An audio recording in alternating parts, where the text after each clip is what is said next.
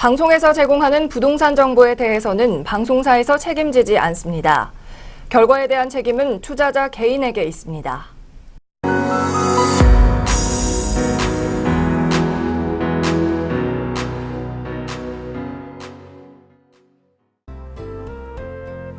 전국의 시청자 여러분 안녕하십니까. 이춘모의 시간입니다. 오늘도 세테크, 재테크 진행합니다. 오늘은 세테크와 재테크 시간을 나눠서 연속 방송으로 분량이 좀 많습니다. 그래서 부동산 세금 그렇게 과연 어려운 것만 사실이지만 그렇게 어려운가? 그다음에 어떻게 가닥을 잡아야 되는가? 제가 이런 말씀을 했습니다. 뭐 중개사반이랄지 부동산 관련 세법을 시험을 보는 학생 과목이 아니기 때문에 우리 현재 실전에서 벌어지는 부동산 관련 세금은 어떻게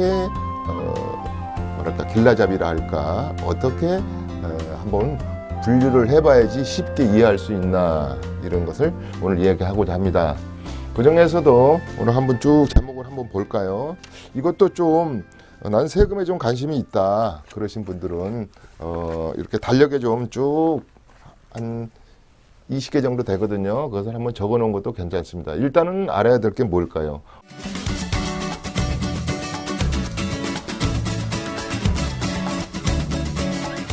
우리가 양도소득세에 대한 소득세율을 알아야 되겠죠. 양도소득세율.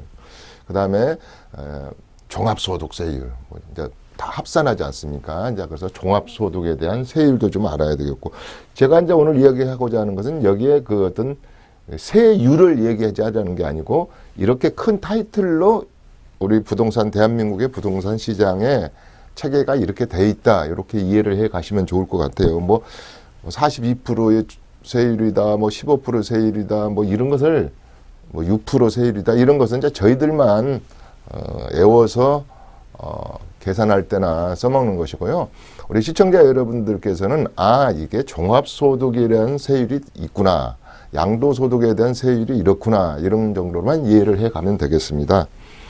그 다음에가 뭐냐, 이제 양도소득세를 우리가 낼 때 우리가 자율신고납부제도라고 그랬지 않습니까? 양도소득세는. 그럴 때 계산 구조, 그러니까 계산을 하는 어떤 구조를 시청자 여러분들은 알 필요가 없고요. 거기에는 뭔가를 알고 있어야 되겠다. 나의 부동산, 내가 부동산 하나 가지고 있든 내가 팔 때 이 부분은 내가 조심해야겠군 이런 얘기를 할 겁니다. 그 다음에가 장기부의 특별공제율. 이것도 좀 바뀌었죠. 4월 1일부터는 투기과열지구, 우리 조정대상지구 내에서는, 지역 내에서는 뭐 인정을 안 한다든지 2주택 이상 되는 이런 얘기들을 좀 할 겁니다. 우리가 장기보유 특별공제가 굉장히 좋죠. 1세대 1주택은 뭐 80%까지 해주고 또 2주택은 30%까지 해주던 것을 이거는 또 어떻게 한다더라 이런 거에 대한 겁니다. 그래서 공제율을 그렇게 뭐 우리가 율까지는 알 필요가 없겠습니다. 그 다음에가 1세대 1주택 비과세, 1세대 1주택 비과세, 1세대 2주택에 대한 특례, 그 다음에 1세대 3주택에 대한 것. 그래서 모든 출발점은 1세대 1주택으로부터 출발한다. 무주택자는 뭐 팔 것도 없고 산 것도 없었기 때문에 세금하고는 관계가 없겠죠. 그러나 모든 양도소득세의 출발이랄지 이런 상속세, 증여세의 출발은 내가 이제 뭔가는 가졌지 않습니까? 그래서 1세대 1주택부터 출발하는데 여기에 대한 비과세 개념. 2주택일 때 비과세 특례 이런 얘기를 할 겁니다.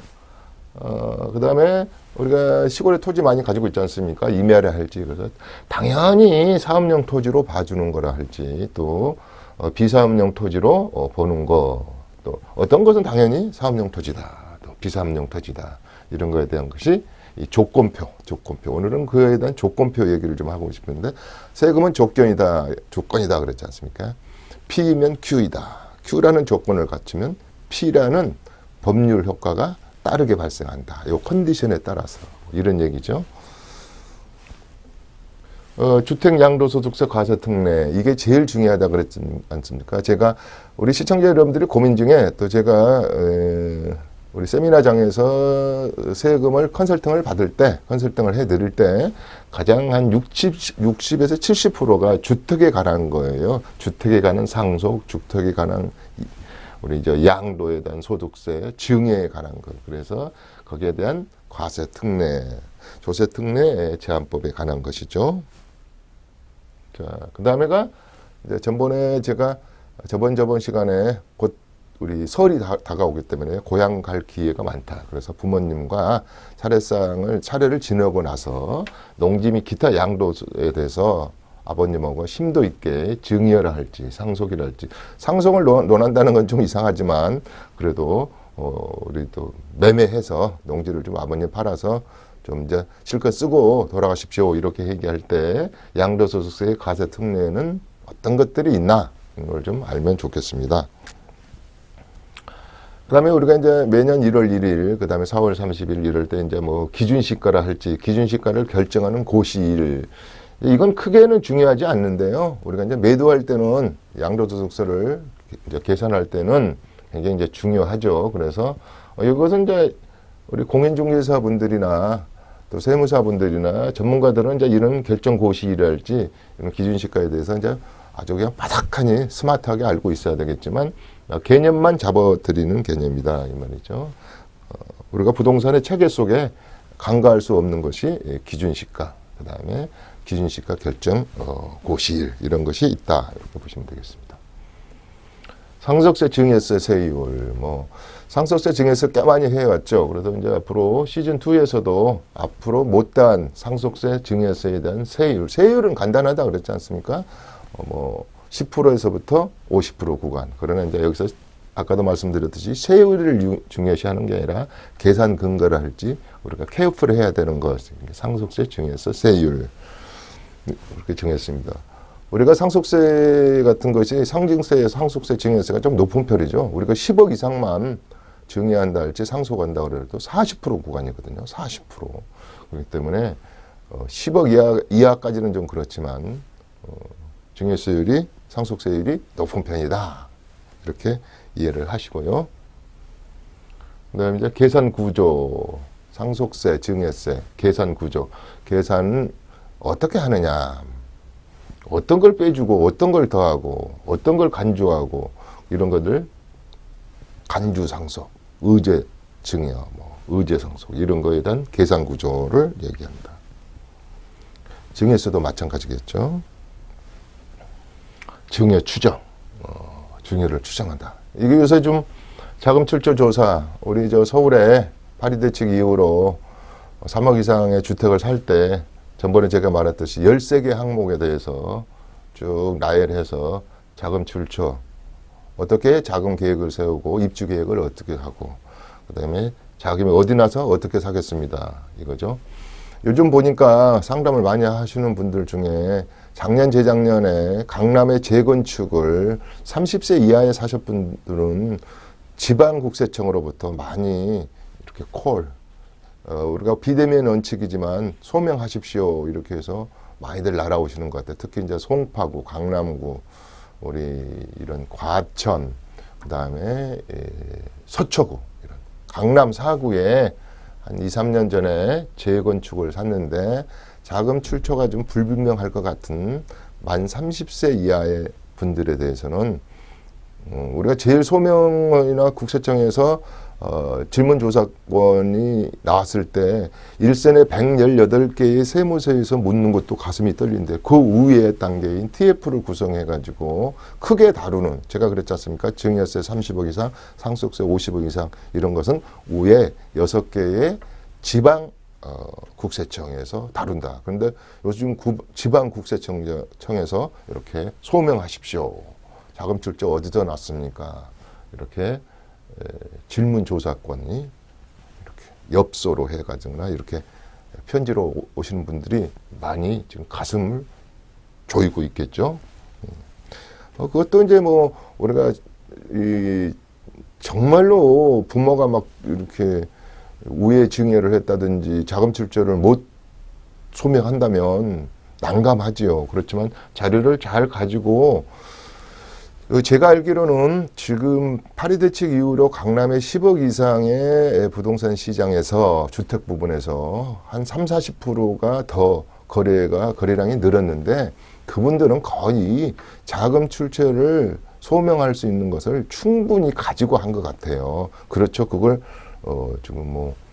지금이 어느 시대인데 그걸 소명하지 못할 정도로 무리하게 투자한 것 같지는 않아요. 그분들은. 그러나 그 전에 파리 대책 이전에 그냥 국세청을 만만히 보고 작년 재작년에 이거 괜찮겠지 이렇게 넘어가겠지 하신 분들은 국세청에서 한번 뒤로 돌아서서 되짚어 봅시다 할 때면 우리가 진짜 밤잠이 한두 푼이 아니기 때문에 가산세라는 금액, 가상금보다 가산세 금액이 두려워지는 거죠. 그 다음에 증여세에 관한 것도 그렇고, 우리가 불성실 납부에 관한 것도 그렇고, 그때부터는 이제 골치가 아파지는 겁니다. 그래서 이런 것은 이제 증여한다든지 할 때 자금 출처를 배제하는 기준, 이건 과거에서부터 쭉 있어 왔던 것이죠. 이거 특수관계인 간의 거래, 지금 요즘은 제일 많이 한다 그랬지 않습니까? 매매가 힘들어지다 보니까 아이고 난 증여해버릴 거야. 또 부자지간에 돈도 좀 꿔줘서 매매를 해버릴 거야. 이런 것이 특수관계인 간의 거래, 특히 우리 주택 부분에서는 이런 것이 좀 많이, 토지 부분에서는 별로 못 보는데 주택 부분에 대해서는 서로 매매 관계랄지 증여 관계가 많이 발생한다. 토지는 상속과 증여가 좀 많이 발생하는 것 같아요. 또 우리 주식 같은 것은 증여 이런 것이 많이 발생한다. 이렇게 보시면 되겠습니다. 그 다음에 제가 부동산 취득세, 보유세, 이것도 기본인데 취득할 때부터 공동등기 한다든지 보유세, 요새 또 보유세를 올리겠다. 그 다음에 우리 기준지가, 공시지가가 특히 우리 단독 같은 데는 9년째 상승하고 있잖아요. 그랬을 때 보유세의 부담, 종부세랄지 자산세에 대한 부담 개념, 취득할 때 우리 세금이 관세까지 25가지라 그랬거든요. 대한민국의 세금은 관세까지 보다 보니까 한 25가지 정도 되더라. 이런 얘기를 이것만 가지고도 한 2-3시간짜리의 수업이 되겠죠. 그래서 이렇게 참고적으로 알고 있으면 좋을 것 같습니다.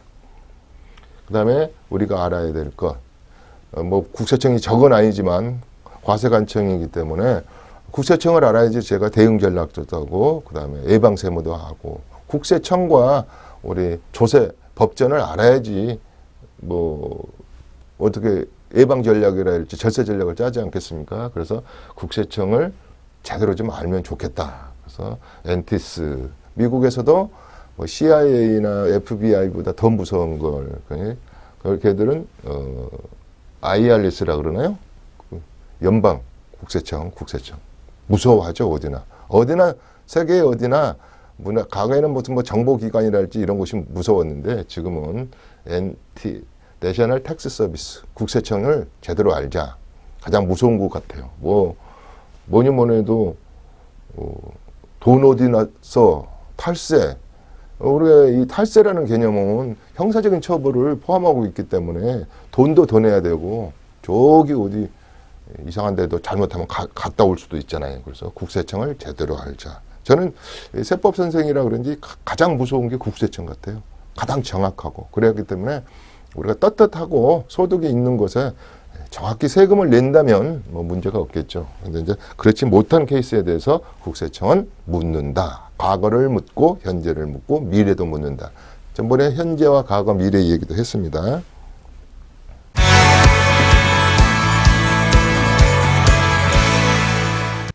예, 이렇게 해서 이제 쭉 한번 봐봤습니다. 이걸 이제 제가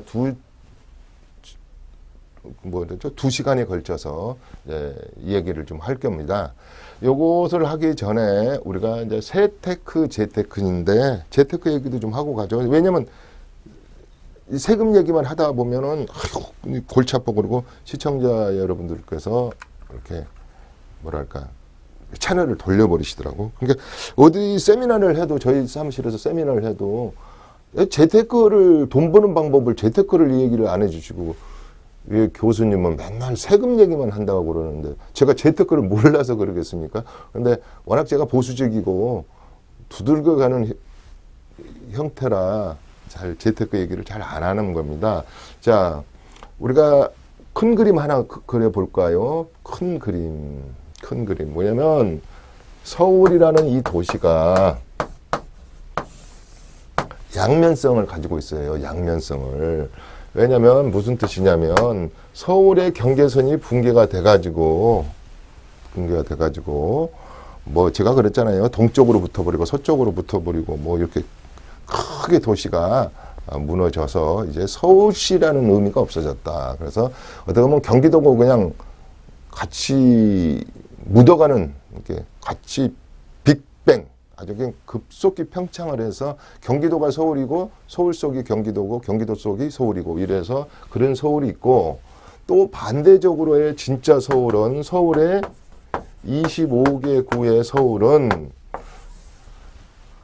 자 우리가 서울을 중심으로 반경 뭐 도쿄는 70km까지 그러지만 우리가 서울시청을 중심으로 한 40km 이내에 여러 가지 도시들이 생겼지 않습니까? 판교 뭐 말로 표현할 수 없는 여러 가지 경기도 내에 그렇게 많은 뭐 용인, 이천, 여주, 우리 일의 신도시, 저 우러 양주, 다산 신도시 또 왼쪽으로 의정부 라인까지 더 가면 이쪽 김포, 요 밑에 용인 뭐 우리 뭐 백옷 뭐 감일, 감북, 초이 뭐 서울을 중심으로 뺑 수많은 이성 도시가 이렇게 생겨서 수많은 새 아파트가 지어졌음에도 불구하고 서울의 집값은 잡지 못했습니다.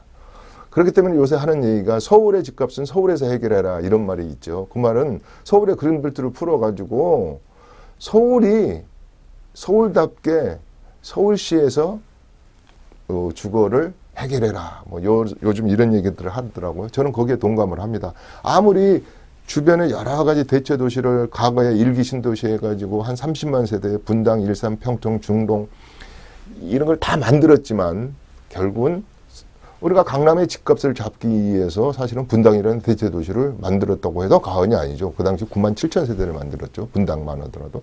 또 그 뒤에 얼마나 많이 또 만들어졌습니까? 그렇지만 강남의 집값을 잡았습니까? 못 잡았습니다. 그러니까 서울은 서울 사람들이 해결해라. 서울에서 해결해라. 여기에 엊그저께 박원순 시장은 정부 정책에 대해서 협조하는 분위기를 띄우더라고요. 자, 우리가 행정권을 이용해서 관리처분이랄지 여러 가지 재건축 연한들을 우리가 특히 이제 안전진단이자 그러잖아요. A, C, D 등급 이하를 받아야지 이제 재건축이 가능한데 이런 것들을 속도 조절을 서울시에서 하는데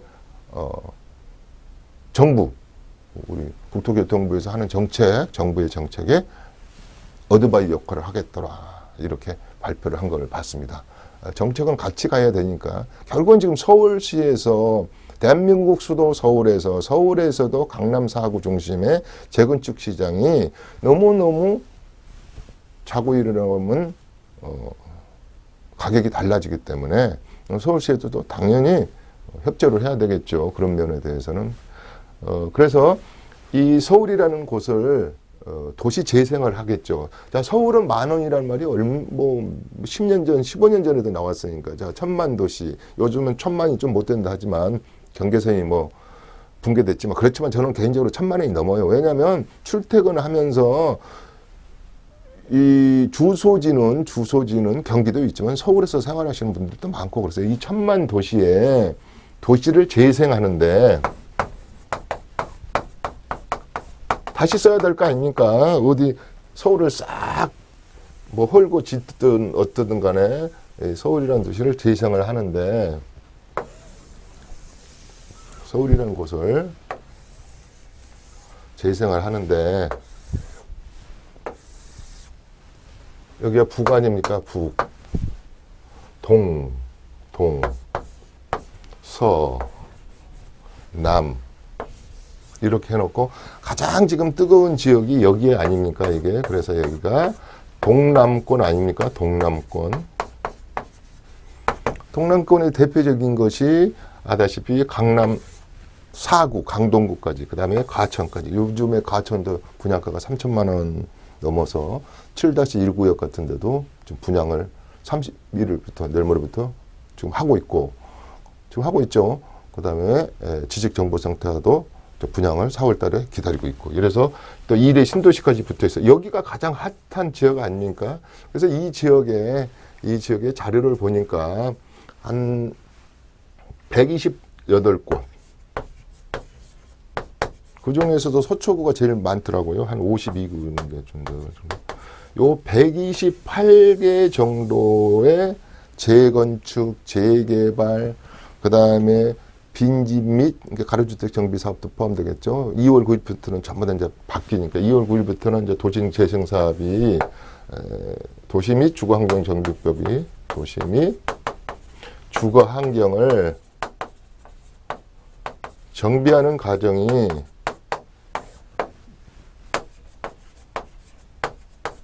작년에 법이 통과돼서 단순화시켰잖아요. 자, 이 지역을 이렇게 128군데를 재건축을 한다든지 재개발을 한다든지 재개발 재건축도 안 되면은 주거 환경, 주거의 환경을 관리가 없어지고 개선해서 산다든지 그다음에 빈집법, 빈집 및 소규모 주택 정비 사업으로 이렇게 서울을 도시 재생시키는 거예요. 재생시킨다 이 말이에요. 이렇게 네 가지 분. 그러면 내 집이 그다음에 아무것도 아닌 거 이렇게 이제 보자고요. 내 집이 재건축 대상에 들어갈까, 재개발 대상에 들어갈까, 주거 환경을 개선하는 사업에 들어갈까, 빈집법에 혹시랄지 소규모 주택 사업을 할 수 있는 뭐 가로주택 정비 사업 정도 규모 속에 들어가는 곳에 내가 연립이랄지 단독이랄지 집을 가지고 있나 이런 것도 한번 생각해 봐야 되겠죠. 크게는 이거 네 가지하고 우리 집은 아무것도 해당이 안 돼. 그러니까 집 팔아버릴까? 그래서 하나, 둘, 셋, 넷, 5개 정도로 서울시를 보면 되겠죠. 이렇게 서울시를 5개 정도로 보면 되겠습니다. 이렇게 동남권이 있고 그 다음에 이제 우회가 이쪽 밑에 이제 서남권, 그 다음에 동북권, 그 다음에 서북권.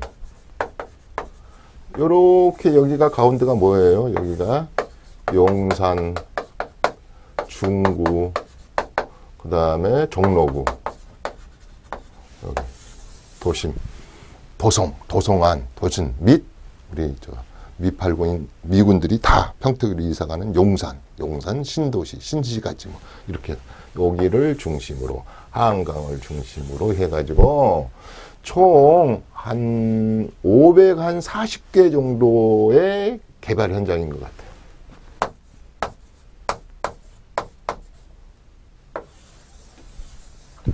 자, 뉴타운 사업이 됐든 아까 말한 대로 이제 주거환경개선법에서 재건축이 됐든 뭐가 됐는데 서울의 시청자 여러분, 뭐 이제 또 지방의 시청자분들도 또 이런 다 그런 계획이 지방이라고 없는 게 아니고 다 있으니까 이제 제가 이제 오늘은 서울 중심으로 한다면은 내가 서울에 뭐 행정동 법정동을 따지기 전에 무슨 동에 사는데 540군데 정도가 지금 이렇게 도시 재생 사업을 하고 있고 또 앞으로 더 많이 늘어나겠죠. 그랬을 때 나의 재테크 전략을 어떻게 써야 되느냐 이제 이렇게 한번 생각해 볼 수가 있겠죠.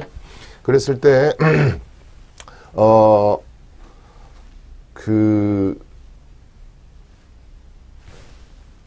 여기에 뭐 내가 현재 살고 있는 기존 주택이 있고 뭐 여기에 살고 있는 주택이 있고 여기에 살고 있는 주택이고 여기 한번 가서 뭐 재건축 한번 사봐야 되겠다 그래서 이 서울에 살고 있거나 서울 주변에 수도권에 살고 있는 분들이랄지 또 원정 투자를 하잖아요. 지방에서 요새 묻지마로 뭐 강남의 재건축을 계약을 한다더라 해서 지금 가장 핫한 지역하고 나한테 맞는 재테크 지역이 어딜까를 한 540개 정도 중에서도 또 A급만 한 500개 정도를 전번에 제가 설명한 대로 속도와 희소성과 가치, 미래 가치 이런 것을 내재 가치를 잘 따져서 정말 똘똘한 녀석을 나는 그래도 서울에 새 아파트를 하나 갖고 싶어. 그랬을 때 콕 찍어가지고 540개 정도에서 540개 정도에서 골라야 하는 겁니다. 그래서 이 서북도 좋고 뭐 동북도 좋고 서남권도 좋지만 대부분 투자를 할 때 보면은 내가 살고 있는 곳은 잘 알아요. 잘 알아서 뭐 내가 상계동에 산다 그러면은 상계동 노원구하고 상계동 쪽은 너무 밝은데 이쪽에 같은 서울이지만 서남권은 어떻게 지금 재테크가 진행되고 있고 또 어떻게 도시가 재생되고 있는지를 좀 아무래도 전문가가 아니니까 좀 잘 모를 수 있습니다. 그래서 저는 지방에서 투자하시는 원정 투자를 하시는 지방 시청자분들도 그렇고 또 지방 시청자분들은 우리 애들이 전부 다 앞으로 서울에서 대학을 나와야 되고 직장도 서울에 있어야 되니까 미리 집을 하나 해줘야지 이렇게 해서 투자를 하시는 분들도 많더라고요. 그래서 거시적으로 봐라. 오늘은 제 얘기는 이렇게 4개를 남겨서 통 5개로 나눈 거겠네요. 총 5개를 나눠서 한강을 중심으로 2개, 이남에 2개 있고 가운데에 이렇게 용산 중구 5개. 그래서 총 25개를 거시적으로 봐서 540개 정도의 현재 도시 재생이 주거 환경 개선 사업이 진행되고 있다. 이렇게 보시면 되겠습니다. 여기 이제 앞으로 더 되게 되면 한 660개 정도로 우선적으로 또 더 진행이 되겠죠. 그렇게 된다면 이게 아다시피 현장이 작은 게 아닙니다. 그래서 제가 이제 하는 얘기가 우리 세미나장에서는 이런 일을 해요. 이걸 540개를 처음에 50개로 줄여요. 제가 아까 희소성, 속도, 그 다음에 여러 가지 조합장의 자질까지 본다 그랬지 않습니까? 그래서 이런 저평가된 곳을 찾아야 되겠죠. 그 다음에 향후 제가 새 아파트로 트랜스퍼, 뭐라 그랬죠? 새 아파트로 이렇게 바꿔졌을 때, 정말로 내가, 기회비용 빼고, 이자 빼고, 뭐 빼고, 마음 고생한 것까지 빼고도, 내가 많은 보상을 받는다면 달콤한 유혹이 아닐 수가 없죠. 재테크에서. 특히 아파트먼트에 대한 투자거든요. 이건 대부분. 그렇기 때문에 다른 상품에 대한 투자가 아니기 때문에. 그래서 50개를 5개를 줄이고 또 50개를 5개로 줄여서 빅5를 가지고 돈에 맞춰서 5천만 원 가지신 분, 1억 가지신 분, 3억 가지신 분, 5억 가지신 분, 강남에서는 5억 가지고 택도 없죠. 그래서 10억 이상 이런 식으로 맞춤식 재테크를 풀어보는 겁니다. 540개 현장을 가지고. 특히 저는 이제 사무실이 강남 쪽에 있다 보니까 저는 주로 52개의 이 서초구 현장을 52개의 서초구의 현장을 그 다음에 한 38개 정도가 강남구 현장일 거예요. 이런 거 현장들을 집중적으로 얘기를 합니다. 뭐 과창까지. 그래서 주로 여기에 관한 거, 그 다음에 DMC랄지 가재울 쪽, 그 다음에 요 동북권이 또 무시 못하잖아요. 구이동, 성동구, 그 다음에 상계동 저 라인까지, 그 다음에 서남권에도 많잖아요. 영등포, 그 다음에 우리가 뭐 관악구, 동작구, 영등포도 굉장히 도시 재생 사업이 많잖아요. 그 다음에 뭐 신길 뉴타운, 그 다음에 노량진 뉴타운, 뭐 이렇게 해서 여러 가지 동서남북 가운데까지 이렇게 분석을 하고 전문가와 상담하는 것이 서울의 새 아파트를 앞으로 미래에 5년 내지 10년도 좋지만 미래에 새로 변모할 아파트를 기초를 깔아놓는 것이다. 그 다음에 여기에다가 이제 하나 더 한다면 청약시장까지 해야 되겠죠. 제가 요새 모 방송을 보니까 당첨이 어려우니까 청약시장을 뭐 어떻게 잘하면 쉽게 뭐 당첨되는 길이 있는 것처럼 이야기하는데요. 그것은 특별 분양, 그 다음에 사회적 배려자들은 어떤 신혼부부랄지 이런 사람들이 좀 여유롭게 경쟁률이 좀 그렇게 빡세지 않은 거죠. 다른 왕도는 없어요. 어차피 랜덤으로 무작위로 추첨하는 거거든요. 두 번째는 하나는 뭐냐면 65점이든 70점이든 점수제기 때문에 점수 관리 잘한 분. 우리가 대학을 가더라도 점수 관리 잘해야 되지 않습니까? 그랬을 때 점수 관리 잘한 분들이 쉬운 말로 보죠. 청약에 당첨이 되는 거죠. 우리 대학에 합격하듯이. 그랬는데 뭐가 무슨 다른 테크닉이 있는 것처럼 얘기를 하는데 그렇지 않습니다. 자, 84에 대한 서울시는 전체가 조정 대상 구역이기 때문에 점수 관리 잘하는 사람이 당첨 확률이 넘는 거고 내가 찾아 먹어야 됩니다. 내가 정말 특별 분양 대상자인가? 내가 7년 이하에 결혼했는데 또 재혼했는데 여기에 대상자인가? 이런 거에서부터 자기 거 못 찾아 먹는 분들도 많죠. 그래서 그런 것이 지름길이지. 그러니까 바닥하게 알아야 되는 거죠. 우리가 예를 든다면 서울시에서 장애인들 추천할 때는 100점 기준으로 한다. 뭐 이런 거에서부터 뭐 1급에서 3급까지는 뭐 20점을 더 주고 뭐 6급은 뭐 5점밖에 안 주고 이런 지식을 다 알아야 되겠죠. 점수 관리 잘해야 된다. 어렵겠죠. 그래서 저희 같은 전문가가 있는 것이고 모르시면 또 묻고 방문하고 답하고 이러면 되겠습니다. 자, 그래서 이 부분은 제가 오늘은 동남권의 강남 4구 쪽에 128개인가요? 이런 지역에 이 얘기를 좀 했습니다.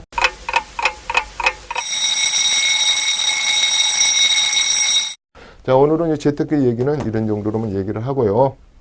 자, 다시 이제 재테크 쪽으로 오면은 양도소득세율이라고 나왔습니다. 양도소득세율이라고 나왔습니다. 제가 오늘 그 깨알 같은 이 글씨로 이제 이렇게 축약되어 있는 것을 제가 이제 가져왔는데, 양도소득세율 여기서부터 볼까요? 이 얘기는 다른 얘기가 아닙니다. 자, 1번 써가면서 좀 할까요? 양도를 했다. 그러면 소득이 발생했다. 그러면 세율대로 가져가겠다. 자, 여기서는 이런 것만 기억하시면 돼요. 제가 이제 세율을 알지 말자 그랬잖아요. 자, 그러면은 분양권은 아다시피 분양권은 조정 대상 지역 내에서 팔 때는 단일 세율로 됐다. 무조건 50%. 그 다음에 지방소득세 5%. 이 큰 그림도 중요한 건데요. 여기서 이거보다도 더 중요한 것은 우리가 그런 게 있잖아요. 1년 미만이냐, 2년을 지난 다음에 팔았느냐, 3년을 보유했느냐.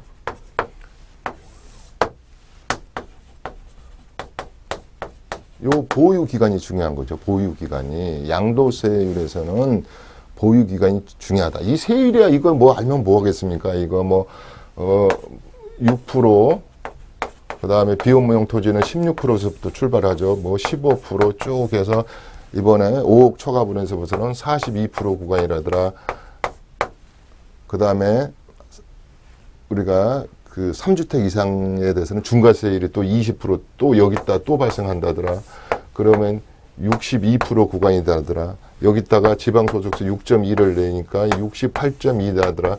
이런 세율은 기억할 필요가 없다는 것이죠. 아, 많이 나온다. 아우, 3주택 지역 이상이면 4월 1일부터는 중과세율이 붙어서 내가 그 지역에 있는 물건을 매물을 할 때는 장기보유 특별공제도 못 받으면서 70% 이상이 날아가는군. 그러면 내가 그동안에 자산세도 내고 종부세도 내고 부동산 수수료도 냈으니까 다시 말해서 3주택자가 서울에서 집을 팔게 되면 4월 1일부터는 100%의 이익을 한수 당하는군.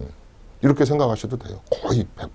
여기 보시면은 70%에다가 그동안에 마음고생한 거, 기회비용, 재산세 낸 거, 뭐, 이런 거, 저런 거 하면은 거의 뭐 90% 가져가네요. 그러니까 이건 무슨 뜻입니까? 국민들이요, 집을 가지고 집은 사는 곳이지 투기의 수단이 아닙니다. 자, 재건축 부담금으로 초과 이득이 발생한 것은 환수를 할 것이고요. 양도세로서도 환수를 할 것입니다. 두 번째, 부의 대불림을 못하게 하기 위해서는 증여세, 상속세를 10에서 50% 구간으로 저희가 환수하겠다. 국가에 환수하겠다. 뺏어간다는 말은 쓰지 않겠습니다. 아, 그래야지 국가가 돌아갑니다. 애국도 마찬가지입니다. 시청자 여러분. 애국도 우리처럼 정확히 재건축 초과 이득 환수제라는 개념은 없어요. 그러나 이제 그것도 비슷한 건 다 있죠. 개발 이득이 많이 나면 또 자본적 소득, 캐피탈 게인을 많이 얻으면 특히 재건축 현장 같은 것은 제가 다른 나라에서 보면은 대물로, 그러니까 우리나라도 그런 제도가 있어요. LH에서 대물로 임대 아파트로 가져간다든지 그 이익이 나는 만큼. 그러니까 토지 및 건축물 및 주택으로 개발 이득이 난 부분은 이건 개인의 소유물이 아닙니다. 이건 국가에서 가져가서 다른 우리 사회 간접 자본으로서, 아니 사회의 여러 가지 뭐 도로도 만들고 뭐 공기도 정화시키고 여러 같으면 이런 데 좋은 일에 쓸 거고요. 개인의 소유가 아닙니다. 이런 뜻으로 생각하는 겁니다. 그래서 양도소득세 캐피탈 게인에 대해서는 소득이 있는 곳에 대해서는 우리가 환수하겠습니다. 이런 뜻도 되겠죠. 그러면 양도소득세가 뭐냐? 양도소득세는 별게 다 있다 그랬잖아요. 영업권, 골프 허가권에서 뭐든지 나열주의라 그랬어요. 쭉 나열해 놓은 거에 대해서 취득세는 어떤 건 어떻게 받고 몇 프로 받고 이렇게 나열해 놓은 법에서 나열해 놓은 것은 받겠다. 그러면 법에서 나열해 놓지 않는 것은 안 받아가는 겁니다. 예를 든다면 이런 거죠. 내가 산악 자전거를 3천만 원짜리 샀는데 관악구에서 샀다 그래봐요. 뭐 관악구에서 취득세 내십시오 하고 뭐 고지서를 받지를 않을 거거든요. 왜? 거기에 나열이 안 돼 있기 때문에. 내가 자동차를 하나 팔았어요. 양도잖아요. 그런데 자동차 양도세라는 건 들어보셨습니까? 없잖아요. 그러나 법에서 정해놓은 자본적 이득, 양도로 인해서 캐피탈 게인이 발생한 부분에 대해서는 누진세율을 적용해서 이렇게 많이 잡수신 분은 많이 좀 내놓으세요.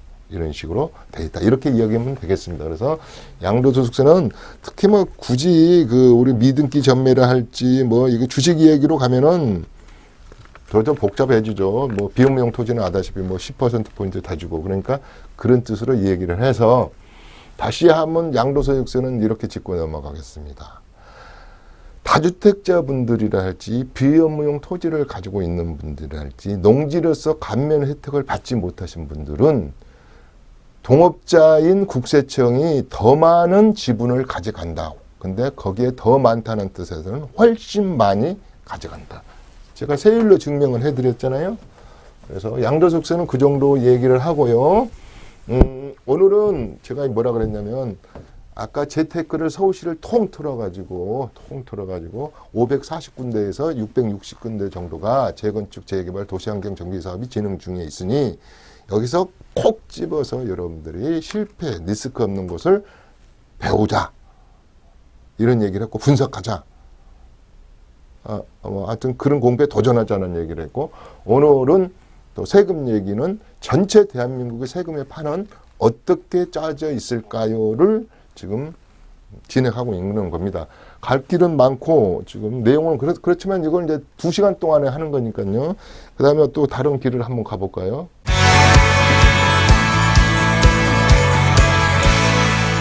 종합소득세. 이거는 이제 이 세금이 부동산에는 양도세에만 있는 게 아니지 않습니까? 배당소, 뭐 근로소득, 연금소득 이런 것을 전체적으로 우리가 다음에 이제 5월 1일부터 30일까지 종합소득을 세율을 따지는 거죠. 그러니까 이제 이런 뜻입니다. 한 가지의 어떤 개인이, 어떤 법인이 한 가지의 소득만 가는 게 아니라 전체적으로 많이 벌었으면 많이 내십시오. 세율이와 같죠. 종합세율도 똑같이 우리 일반 6% 구간에서 42% 구간이 똑같지만 많이 버는 사람은 많이 내십시오. 이런 거죠. 종합세율에 대한 거. 이것도 이제 부동산하고 연계시켜가지고 여러 가지 있죠. 우리가 부동산을 1년에 2번 이상 팔고 그러면 이게 다시 신고하지 않습니까? 이렇게 이제 그래서 종합적인 소득이다. 이게 또 임대소득과도 관계가 있잖아요. 임대소득. 내년 2019년부터는 우리가 지금 2천만 원권은 주택의 임대소득에 대해서는 유예를 하고 있지만 안 받고 있지만 내년부터는 15.4에 원천징수 개념은 분리가서 하겠다. 그러니까 또 2천만 원이 넘으면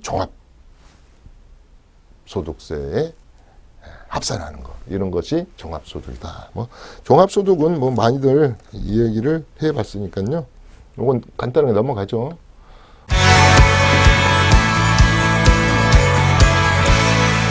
그다음에 양도소득세의 계산 구조, 뭐 양도가액 이렇게 쭉 많은데요. 뭐 장기보유 특별공제랄지 여러 가지가 있는데 이제 이건 좀 제가 전번에 해드린 것 같아요. 전번에 우리가 취득 원가를 못 들 때는 뭐 85년 1월 1일 기준으로 한다든지 그다음에 뭐 여러 가지 보충적인 방법으로 취득 가격을 환산한다든지 여러 가지 방법을 했습니다. 그다음에 양도소득세에서는 가장 중요한 게 내가 가만히 보니까 이제 얼마에 샀느냐 취득 원가 그다음에 뭐 들어갔냐 필요 경비 이런 건데요. 제일 중요한 것은 양도세 결국은 적게 내는 것은 주택에서 본다면 어떤 조건표, 여기 조건표, 어떤 컨디션을 지켜 있는 거예요. 3년을 보유했느냐, 2년을 보유했느냐, 1년 이상 보유한 다음에 이사 갈 집을 또 샀느냐, 이래서 조건을 지켰냐는 거죠. 그러면 양도소득세 안 내는 방법은 굉장히 주택 부분은 쉬운 것 같더라고요. 그 조건표만 딱 알고 있으면 이제 할 수 없이 다주택자가 되신 분들은 또 하나의 출구를 만들어 놨잖아요. 임대사업자로 우리가 4월 1일부터는 이제 8년짜리 준공공 임대사업자로 묶어서 10년 이상만 보유하게 되면은 양도소득세를 안 받겠다. 근데 전략이 1년짜리 전략, 그러니까 1년 이내에 팔았느냐, 2년 이내에 팔았느냐, 3년 이상을 보유했느냐, 그 다음에 우리 단기 임대 5년 동안 주택임대 사업을 했느냐, 아까 준공공기 10년, 이렇게 딱 보면 저는요, 주택 부분이든 농지든 뭐 토지도 마찬가지인데, 10년 단위로, 5년 단위로, 3년 단위로 이렇게 끊어서 절세 전략을 잘 짜면 세금을 굉장히 적게 넣을 수 있고, 또 주택 부분은 특례사항이 많잖아요. 조세 특례전법 이런 게 많아서 안 낼 수도 있고, 특례, 그래서 특례로 빠져나가면 된다 그랬지 않습니까? 그래서 요 조건표를 머릿속에 좀 알고 있으면 좋겠다. 그런데 이게 말이 쉽지. 제가 가지고 있는 이 조건표만 해도 한 400가게 넘을 겁니다. 뭐 1주택, 뭐 당연 사업자 토지라는 것은 어떤 걸 말하냐, 여러분들이 이것은 우리 회계사나 세무사들이 할 일 지식이기 때문에, 그러나 큰 틀은 이렇게 잡고 가야 된다는 것이죠. 그래서 이거 계산할 때 양도소득세는 가장 보니까 뭐하고 관계느냐, 농농 오래 보유한 사람에 대한 것이 혜택이 제일 많더라, 이런 뜻입니다. 그 다음에 제일 중요한 거, 뭐 여러분들도 너무 다 잘 아실 거, 되도록이면 1세대 1주택화 하는 것이 좋다. 특히 파는 시점에서는, 보유하고 있다가 파는 시점에서는 그렇게 전략을 짜는 게 좋다, 이런 얘기를 하겠습니다.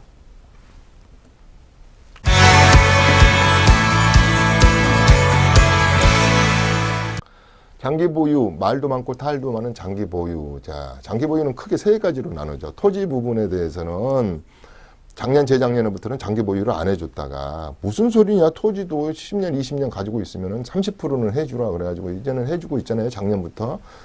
장기 보유를 해줘서, 아니, 세금이 이렇게 세액에서 나와서 세금이 1억 나왔습니다. 그러면 3천만 원은 깎아주는 장기 보유가 있고, 또 1세대 1주택은 80%나 깎아주는 게 있고. 근데 이제 이것을,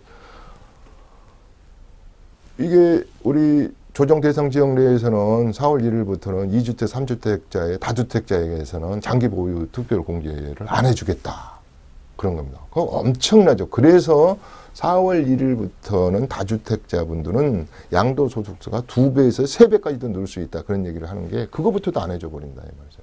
그래서 우리 세금에서는 제가 가장 파격적이고 가장 할인 혜택을 많이 받는 부분의 요소가, 뭐 인적 공제도 있고 여러 가지도 있지만, 장기 보유 특별 공제율, 뭐 이런 거, 이게 중요하다. 아주 중요하다. 되도록이면 이걸 받아야 된다.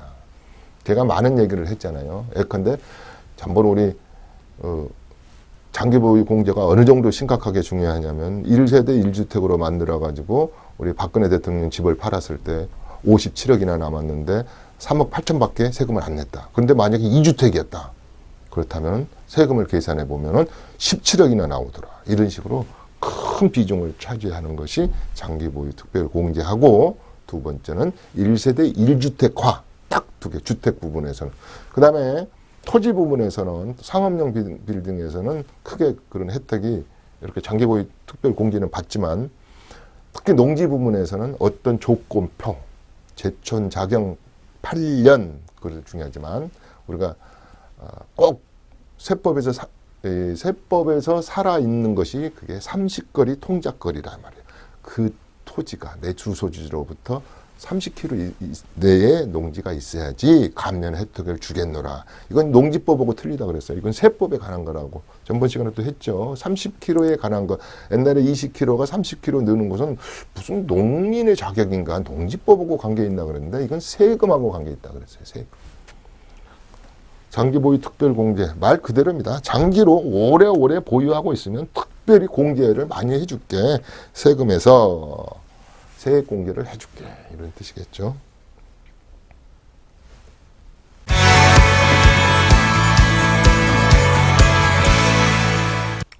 1세대 1주택 비과세 이건 안 하겠습니다. 시간상 지금 이건 따로 또 많이 했고 이 부분은 다르게 한번 제대로 달아주려고 합니다. 그래서 모든 원칙이 1세대 1주택에서부터 출발해서 2주택으로 넘어가서 특례 받는 거 3주택이 돼서도 우리 주택수에서 빠지는 방법 이런 얘기를 했기 때문에 1세대 1주택 비과세는 분량이 엄청 많죠. 그래서 1세대 1주택과 1세대 2주택을 전번에 묶어서 시즌1에서 제가 아주 그냥 지루하기만큼 많이 해줬습니다. 그죠?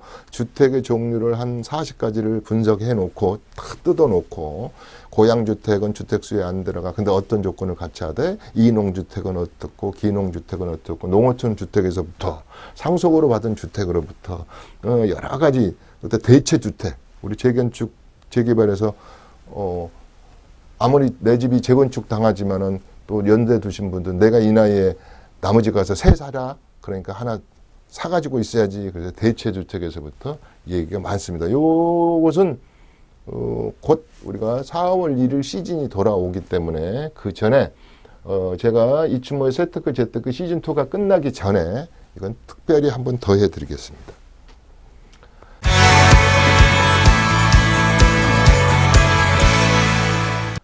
이건 사업용 토지하고 비사업용 토지도 크게 중요하지 않는다. 자, 임야를 가지고 있는 분들은 전번에 뭐라고 그랬냐면 제가 농지법 할 때 어떤 형태로 실질과세 원칙으로 해가지고 지목이 변경이 농지로 되지 않는 이상은 이게 외지인들은 비사업용 토지로서 빠져나가기가 힘들다. 중과세 상품이다. 토지 자체가 살 때부터 법인력적인 개념이기 때문에 중과세 상품이다. 그렇지만 그 중에서도 당연히 사업용 토지로 보지 않는 것들은 몇 가지가 있다. 뭐 그건 중요치 않아요. 그 뭐 깨알 같은 글씨를 우리가 시험 볼 때는 그러죠. 뭐는 당연히 사업용 토지로 보지 않는다. 이것은 당연히 비사업용 토지로 본다. 주소가 2년 이상 외지 없는 외지인들은 무조건 비사업용 토지로 본다. 뭐 임야 같은 거. 그래서 토지에서는 되도록이면 물론 10% 포인트가 작은 거 아니에요. 근데 그보다도 더 중요한 게 있다 그랬어요. 토지는 취득을 할 때 벌써 20년, 25년 더 한다면 40년 전에 말뚝꼬리 땅값이 400원 할 때 사신 분도 있겠지만 취득 원가가 작아가지고 지금 현재 팔게 되면 세율 자체도 중과세율인데 이게 캐피탈 게인이 양도로 인한 소득이 많기 때문에 세금이 많은 거예요. 그래서 이걸 어떻게 하면 세금을 줄일 수 있나 이런 얘기를 하는 겁니다. 이것도 제가 다음에 제가 농지법하고 농지에 관한 세금을 한 번 더 할 예정이거든요. 그때 같이 묶어서 한번 하겠습니다.